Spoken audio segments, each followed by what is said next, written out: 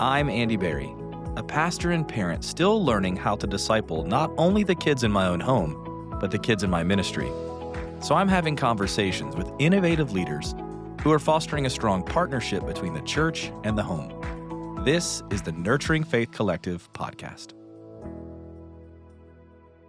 Welcome to the Nurturing Faith Collective podcast. I'm Andy Berry, and today I interview Dee Hansel. Dee is from Albion, New York, which is a small, quaint little town outside of Buffalo with just 3 stoplights. She is a wife, a mother, a grandmother of 3. She serves as the family pastor at Brockport Free Methodist Church, where she brings over 12 years' experience in children and family ministry to her role. Dee also serves on the resource team of the Nurturing Faith Collective. In today's episode, we discuss her work with the Nurturing Faith Collective, but also her transition into a new role at her church. It's been about a year, and we talk about building culture with a team that you've inherited. How do you make changes that need to be made? How do you build relationships to build trust to make those changes? Dee offers a tremendous amount of wisdom in this area, and I cannot wait for you to hear more of this conversation. If you've missed any of the episodes, I would encourage you to go back. There is now almost a full first season of this podcast where we have provided practical, tactical tips for those ministry leaders, parents, and faith influencers who are influencing the next generation and helping to pass on an authentic faith in Jesus to kids and students. So if that's you, go back, listen to the episodes, and have a notebook ready. Enjoy this conversation with Dee. Well, hey, Dee, welcome to the Nurturing Faith Collective podcast. We have been trying to get you on for so long, and we now are here, and I am so excited to greet you. Where are you joining us from today? A little town in New York. It's near Buffalo, so most Okay. people know where Buffalo is. So Okay. I mean, hit us. What's the name of the town? Albion, Elliot? Albion. Oh, Albion. I thought it Yeah. was like E.T., like No? Elliot. Albion, New York. Now, we had Kathleen Jowdy on in a previous episode. She was in a little town in New York. Does it look like it's come out of a Hallmark movie around the No, holidays? not No. even a little bit. No, it's Oh, it's like a rural. real little town. Yeah, little farm. Some farming, some that kind of stuff. You guys have a couple of stoplights? Yes. Yep. We have 3 right. actually. 3 of them. 3 stop. Okay. Yes. Little small town charm in New Yeah. York. I love it. But do Yeah. you feel, even though you're from a small town, do you still feel like you've got the like personality of a New Yorker? Yeah. Yeah. That moving fast and let's get things done and Yeah. definitely. Well, that's easy to move fast because there's no stoplight slowing you down There is not. in your town. That's right. So, well, that's awesome. Well, welcome from New York. I'm south of you down in Virginia today. And so, I'm loving this East Coast, these East Coast interviews and episodes that we've had because we've had folks from all over the country, but I feel like I'm at home when I'm talking to some East Coasters. Yeah. So thank you for that today. Hey, so you are a part of the Nurturing Faith Collective, which is why we've been trying to get you on an episode. Tell us about your role with the collective. I am part of the resource. Well, I am the resource team right now. There were 2 of us, Jeff, and I really miss him. He was a great partner to have, but he is teaching full time this year, which is great for him. And as you know, he has a church plant and like he has kids and he is a super busy guy. So I Right. don't blame him for taking a step back. But so right now I'm flying solo. So the folks listening or watching may remember we interviewed Jeff in one of the first episodes of this season, and he gave us certainly he told us about his church plant and planting that with his wife and the adventure that is. But Jeff was able to give us a little bit of here's what the resource team is gonna do. And now it's been some months, and you all have been at work together, and then of course now you're flying solo, which puts us again in a great category together because Yeah. I also lost my pal and initiative team leader or teammate, Danelle. So welcome to the club that we are, I think, Thanks. exclusively a part of. Uh, and so give us an update. Again, Jeff was able to tell us kind of what was coming. But what's the team been up to?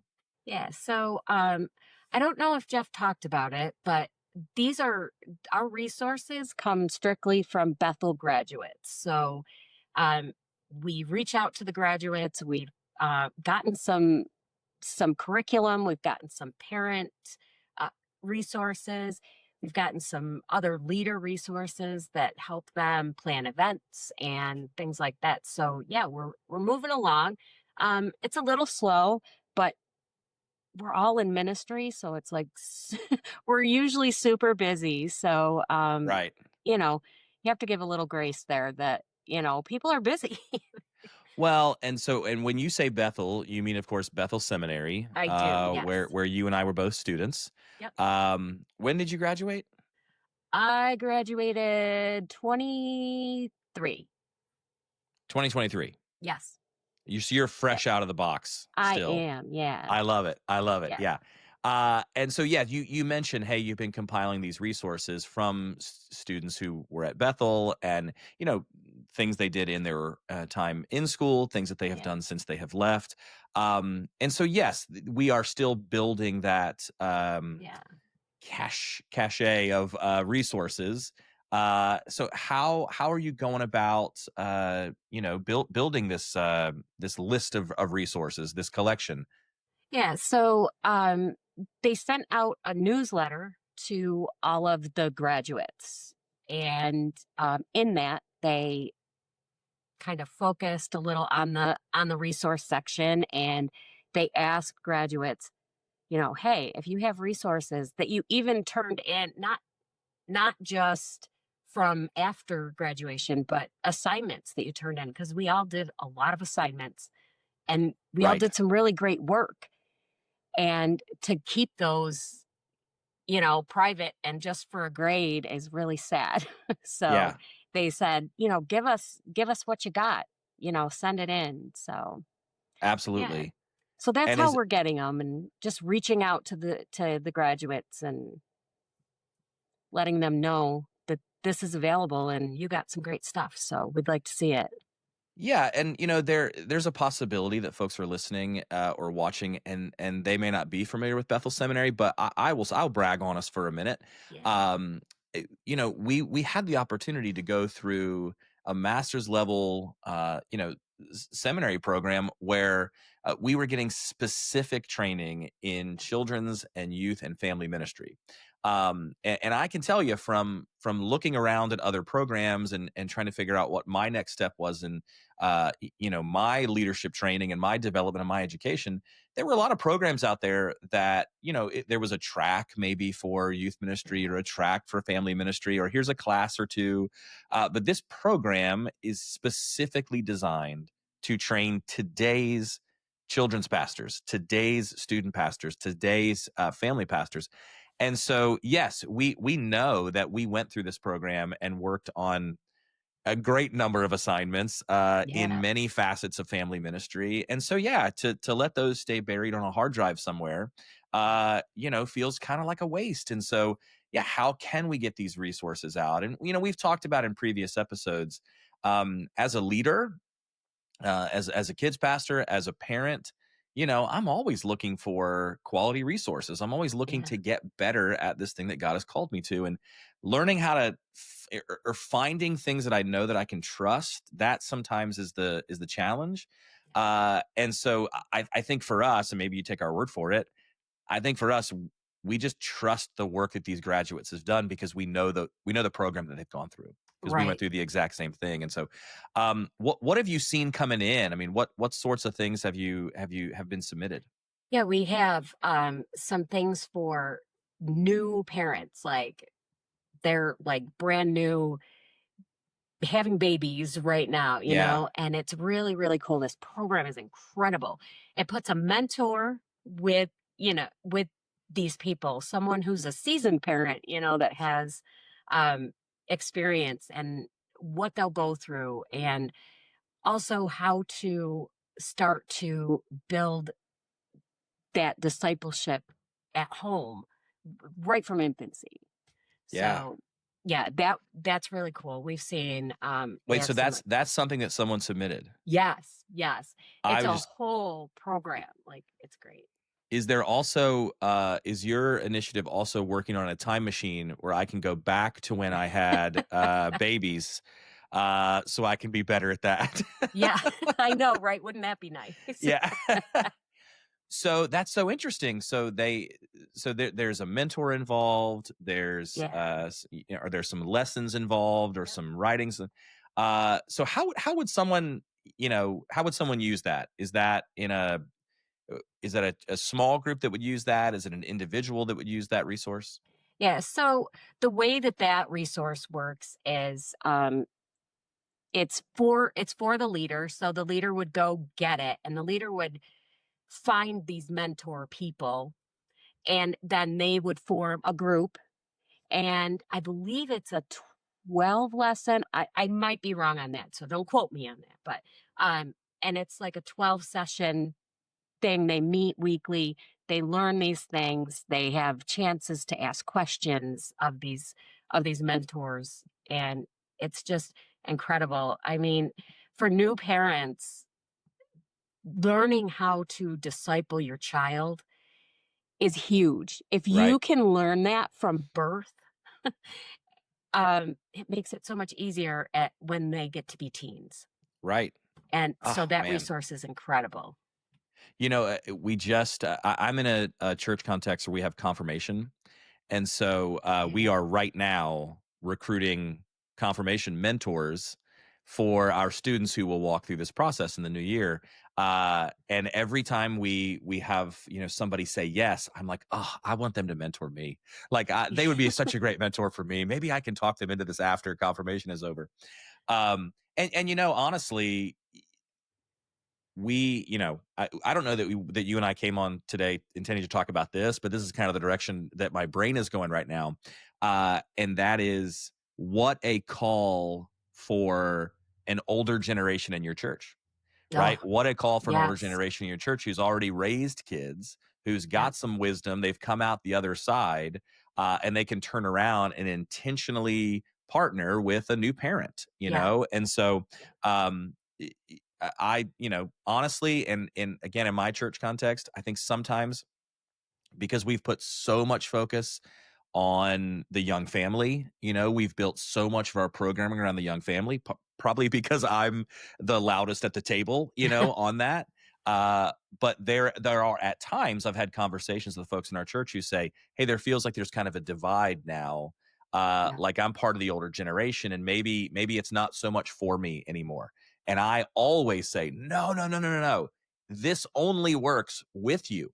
Like Yeah. we need you to come and be a part of this and get to know these young families and mentor them. And we have families in our church who have no grandparents in town, and Oh, I'm like, yeah. hey, come be surrogate grandparents for this young Yes. family so that mom and dad can go on a date, Yep. and you can watch the kids. And so I love a resource like that because that just jump starts that process, Yeah. right? Like Yes, it does. that brings a little bit of a rocket fuel to Yes. to ignite something that we're trying to get going anyway.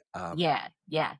Yeah, I Yeah, mean, that's exactly what, Nurturing Faith Collective is all about. It's all about this intergenerational thing, bringing families and the church together, and it doesn't just mean, that nuclear family. It means right, families in the broader sense of right. family, the church family.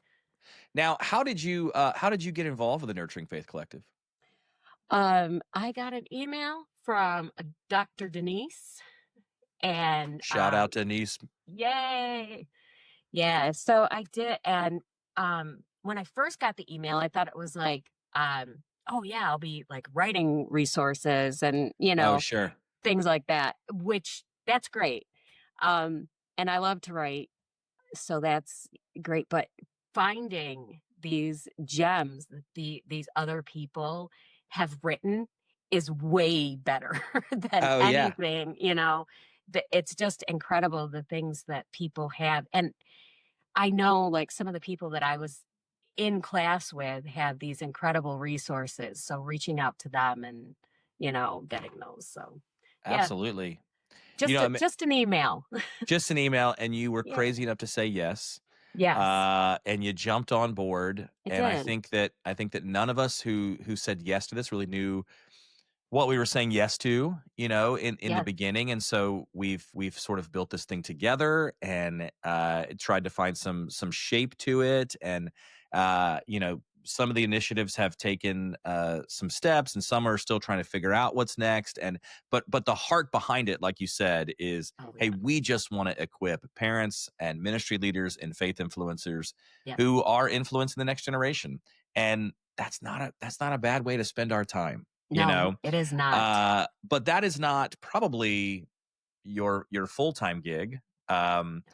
It's not the full-time gig for any of us. So what does your everyday context look like? What's your ministry context? My ministry context. So I have like the split role at my church, but my most important one is that I'm the family pastor at a Free Methodist church, Brockport Free Methodist.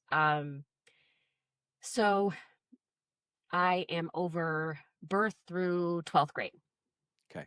And I do have some directors. I have three directors that serve with me in that. And I'm kind of new to it. I've only been at it for about a year at this position. But yeah, I'm trying to build some new culture, Yeah. like, and yeah, it's a So little difficult. so I always think it's interesting to see how like church org charts are always so interesting to me Yeah, because they with all due respect, often make no sense. And that is so, so true. I think we're all curious. What's the other thing that you do as well, along with being the family pastor? Yeah, it has nothing to do with that. I am also the administrative assistant. So I Yeah, do obviously. everything in the office. I also support other ministries as in that role. So, So you know, in a very Dwight Schrute way, you are the only person qualified to be your own assistant, is what you're saying. yes. Yeah, I love Yeah, that. I love that. So you're like, I have people for this. Wait, those people are me. Those Army. those people are Yes. me. Yeah. Yep. So let's talk about coming in first year in this role. You've got these three directors. I'm assuming they're sort of age group directors. They are. Yeah. Yeah. And so were they there before you came, or did you hire these folks? Two of them were there Okay. when I started. And then I had a youth director that was there, but he stepped down because he's also the associate pastor. So, Obviously. you know, so he has some other things to do. We have some transition going on, and so the new youth pastor is my husband. Oh, So nice. Nice. yeah, Okay. I mean, yes, how are those annual reviews, or those yeah, quarterly reviews, I wonder. Hey, you didn't quite meet your goals this yeah, month. We didn't have enough students, joining new small groups. We're still looking for a seventh grade boys leader, and the driveway needs to be yeah, the leaves need to be blown off the driveway exactly. at Yes, home, and you that's didn't do exactly what that. it Yeah. looks like. Yep. So okay, so I'm fascinated now. So you've come in, this is the first year, you've inherited two staff people. Well, you inherited three. You lost one, you've replaced Yeah. that now with the best guy you could find. Yes. The top of your list, right? Yeah. And so now you're trying to build some culture, right? Hmm. So tell us more about Yeah. that. So there was none. So Oh, the okay. culture was, every man for himself, Yeah. and I don't work that way. I'm a team player. I think that things get done by having a team surrounding it, and if you're working, I just don't feel like early childhood, elementary, and youth should be all of these little 3 separate silos. Each one needs to Right. build on the last. So, that right now is what I'm working on, is working on kind of trying to build this team culture. Yeah. And, we started this year, which was never done before. No one ever did this, and people were like, "Are you crazy?" Like, we started the year, we kicked off our fall kickoff with all of the kids together in the gym. From birth to 12th grade, they all Yeah. joined us in the gym, and we did our moving up that day, and, we just celebrated the kids moving up. We celebrated being all together, and it was some people thought it was crazy, but some, it really was well received. So I think Yeah. it's something that other people are looking for too, but didn't know where to step into that. Right. So you're bringing some alignment Yes. across those phases, across those age groups, Yeah. Yep. where there was none Right. before. So practically speaking, hey, we're all going to move up at the same time, Yep. and we're going to do that in the same way. What are some other things that you've been trying to instill as far as, hey, we're gonna do X the same way? Yeah. So we do we have like they don't I wish that we could get them all on like the same curriculum, but right now that's a battle I don't want to fight. Sure. Um, but like meeting every morning, every Sunday morning in a team huddle, getting them to just see each other in the morning instead of just being off in their separate places. Um, letting letting them know that we we have each other's back. We're trying to build now like what they will learn in early childhood so that when they get to elementary they already know XYZ, Sure. and Sure. then what they'll learn in elementary will transfer into youth. That is if they start at birth, but Well, so you're building a roadmap, yeah, we really, are. Yeah. or I should say, a fancier, a discipleship pathway, Yes, a right? Is discipleship what you're pathway. building from this Yeah. early childhood into high school, Yep. and so you're saying, hey, wherever you jump in, there's a clear direction here. But man, Yeah. we really have a plan if you start with us at the beginning, Right. because we're building on the previous experience that we've had, in a younger grade. Yes. Um, Yeah. what's been the response from the team in that? I am pleasantly surprised. They have been in their positions for years and Mm, years. Um, our elementary, I think he's been there for 20 years. wow. So he's been there a really long time. And our early childhood director, she's been there, I think, 12 years now. So they've been Okay. there. So me being new, I mean, I'm only 4 years at the church. So, Sure. I didn't know what to expect, but they have been absolutely incredible. They're on Yeah. board. They're ready to do something new, Yeah. to feel like a team, which is just refreshing to me because I was a little worried about that. Right. Right. Well, it makes me think, hey, maybe there's somebody listening who they're new in a role and they're trying to figure out, oh my goodness, I am K through 12, but I have nobody else. It's just me. You've got folks that have wonderful volunteer teams, some folks that have some staff. Let's drill down on a couple of things that I think are like, hey, Yeah. 101 level stuff for like, hey, if you came into a role and if you were responsible for all of these phases of a child's life, here are some things we need to get aligned, right? So you said, hey, Sunday morning, we're going to have huddles, right? We're going to have Yep. huddles with the teams, or you do that all together, perhaps, Yeah.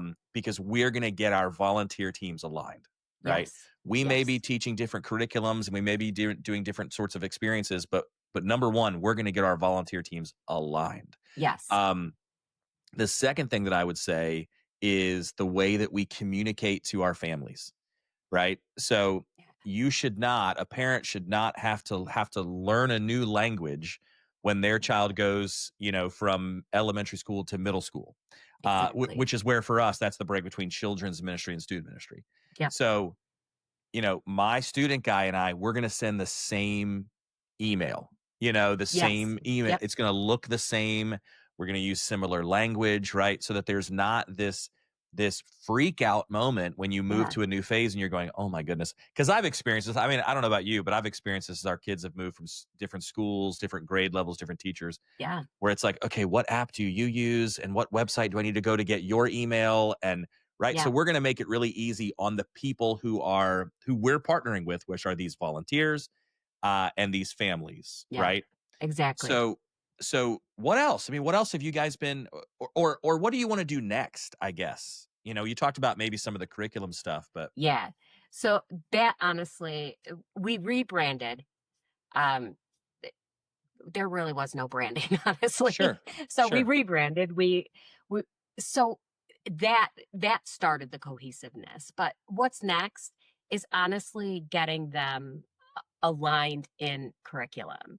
Yeah. Um, so my heart and maybe this isn't always the right way, but our church is small enough, I think, that we can do this. We're not a large church. Uh, Average attendance about 200-ish on Hmm. a Sunday. So we're not giant by any means. So my heart is to have this where from birth to high school are all on the same page. They're all learning the same concept Sure. in their own Right. I mean, it gives a teacher, I think, freedom to teach it the way they want to teach it, but they're learning the same context. Because when you get in a car, when you leave church, and say you have a kid, and this happens in our church. We have families who have kids in our discovery zone, which is, they're like 5 years old. And then Right. we have someone in elementary, and then we have a sixth grader. And right now they're all learning something different. So the family Right. gets in the car and they're like, "What are you learning?" And all the kids are talking about what they're learning. Yeah. Where my heart is, where if you get in the car and you say, "What did you learn today?" All of the kids learned the same thing, Right. but in their own different story. So, and then eventually to have a parent class. Like, um, I don't know if I'm sure you are, but if listeners are familiar with D6, they do this. They do this incredibly. They Okay. have their whole curriculum is birth through adult, where everyone is on the same page, and that really is where my heart is. Yeah. But that's next, but in the future next. Um, because it is a culture. I don't want to shock the leaders. I don't want Sure. leaders to leave. I don't want volunteers to leave. Um, but eventually, we need to get to something that is a little more Yeah. cohesive. Yeah. I can see the not the urgency, but I can see the sort of importance of this in your eyes and hear it in your voice right now. Yeah, You're like, "Oh, man, we have other hills to climb right now, we but do. man, can Yes. I see this one and Yeah. really know that if we could just climb that one, it would make some of these other ones so much easier." Yeah. Um, But yeah.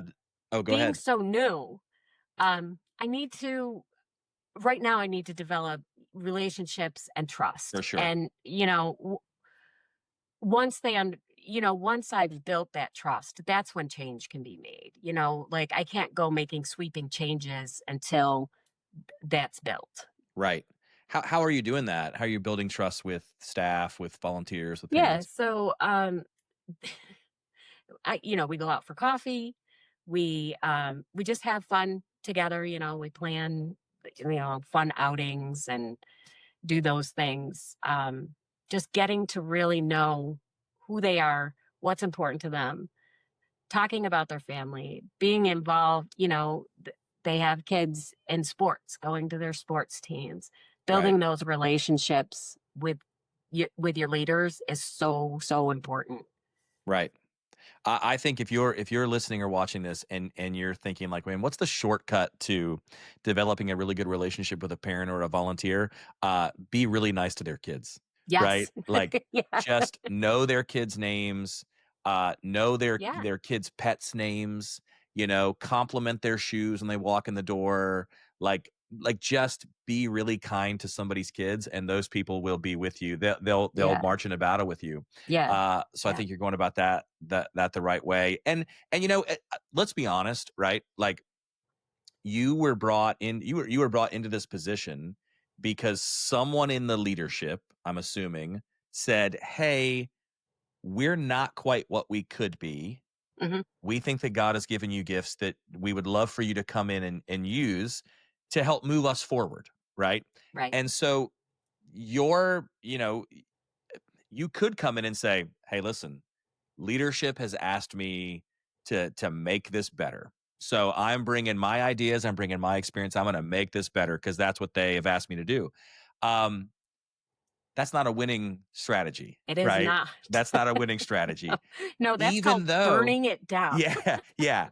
Even though in your head you're like, I know the first 9 things we need to do. Yes. Uh, It's but so one of the things, if you're taking over a new program, if you're the new leader of a program with established leaders who've been there, patience. Oh, you got to yes. have some patience. Yeah. And you Yeah. got to let things exist and operate, maybe in a less than sort of way, Hmm. for a minute, so that you can gain the trust to do it.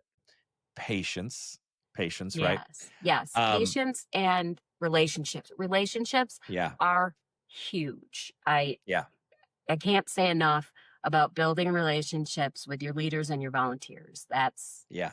the most important thing because if you don't have those, um, if you don't have your volunteers, you can't run a ministry. Right. Well, that's really encouraging to hear that you've been at that, and I know that's a lot of work. It's a lot of energy required. And so, how are you having fun these days? Like, what do you find that brings you joy? I mean, I know the work brings you joy, but Yeah. that also can be a stressor. So, what brings you joy these days? Yeah. So, spending time. So I have adult children and I Nice. have grandkids. So spending time with my family Yeah. is top priority. It's a busy season in my life right now. But making time for those times, Yeah. I've made it this new thing, um, to take each of my grandkids. I have three, and do a one-on-one with them. We go to lunch and then we do something they want to do. Yeah. So I do that once a month with each of them, and that's fun. So, what are some things you found yourself doing in a one-on-one because you've let them choose that you think I would never have chosen this? Yeah, we've gone to a trampoline park. Um, Nice. Nice. I never thought I'd see myself doing that. Uh, You were bouncing up and down, yes, and I yeah, love it. yeah, I love it. yeah, and A lot my of a lot of ibuprofen the next day. I yes, wanna I would exactly. imagine. Yeah. My favorite is my granddaughter loves to read, so hers is usually going to a bookstore. Oh, Like yeah. we just find a bookstore to go to and a different one, Yeah. so she can experience different books and different atmospheres and stuff. Um, my youngest grandson, he loves Halloween. That's his absolute favorite. So we've gone to Halloween Spirit of Halloween Oh, on nice. one of our on one of our outings. So yeah, Yeah. Oh, you're walking around like, yes, ah." Eyes yeah, and they have covered, all of what's those gonna jump out? animatronics that Yeah. like jump at you, and Yeah. I saw the cutest video. I'm sure many people have seen it, but the cutest little video of this little boy walking down the like Halloween aisle at Walmart, and he's going, "I rebuke you! I rebuke you! I that's rebuke great. you!" Yeah. But I'm like, we like going to Spirit Halloween. We like Yeah, seeing all the seeing all the stuff.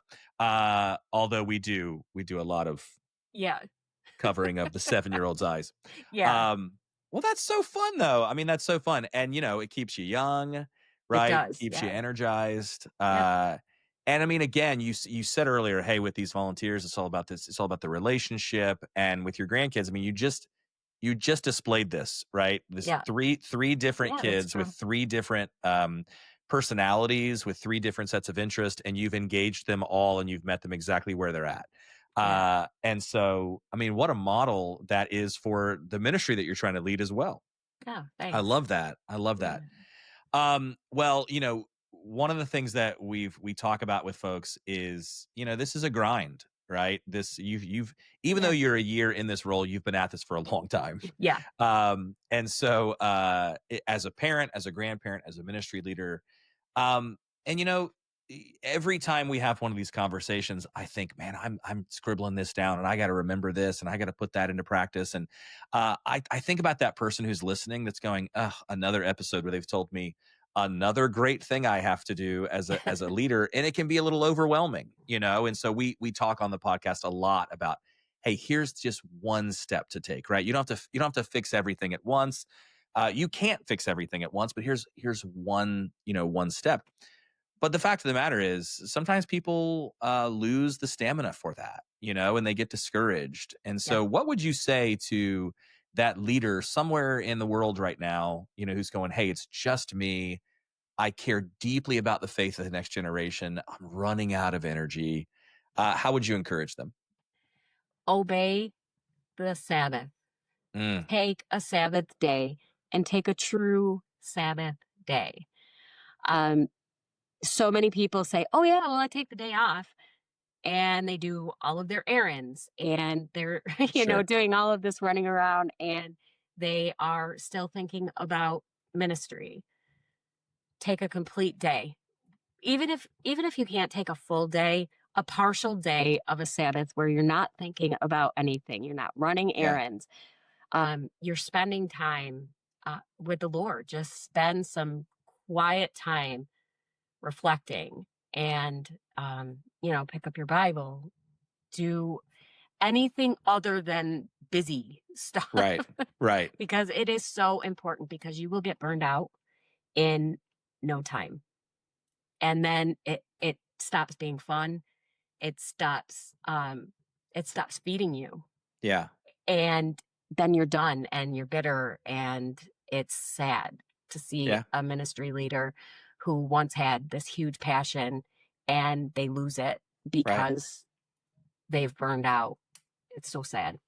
Yeah. Well, and I want to put one piece on that as well, which is that for some people that feels like, oh, but oh, D, I hear you, but you have no idea how long my to-do list Yeah. is, right? If Yes, you I knew do. how if you knew how long a list is, you wouldn't be saying that. This is something that I have had to learn over the years, which is I have to say no to some things in Yes. my ministry context.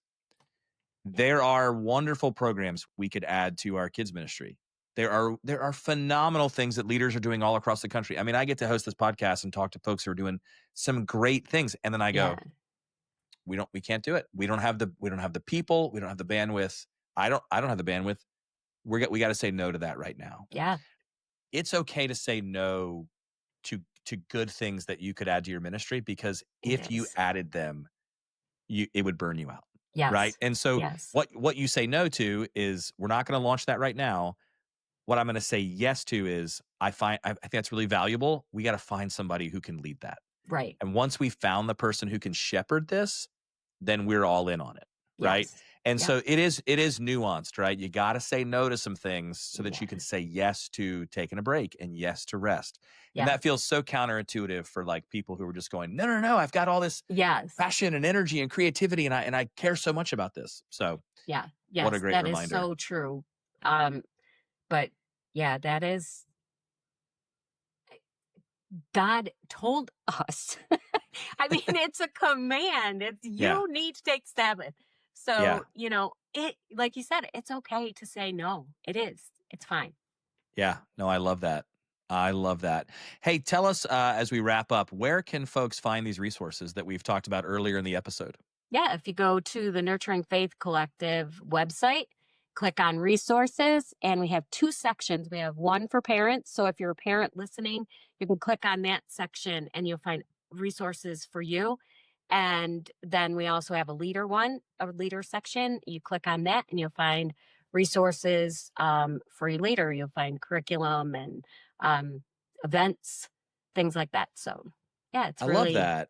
And while you're on that website, you can also find links to previous podcast episodes, which I would encourage you to go back and give a listen to. yeah, It is our joy to have these conversations because, Dee, I know for you, and I know it's the same for me, we care deeply about the leaders who are leading parents and faith influencers and volunteers who are working at this very same thing that we are, which is trying to pass on this authentic faith yeah, in Jesus to the next generation. We desperately need better resources, more training, more rest. We need all of these things to yeah. carry us on. So thanks for being a part of that and the heart that you have in that. And best of luck to you in your ministry and dealing with that youth guy that you got. I know. Those youth guys you gotta watch out for. So Yeah, I know. They're trouble, right? hey, Dee, thank you so much for joining us on this episode of the Nurturing Faith Collective podcast, and we will Thanks for see having everybody me. next time.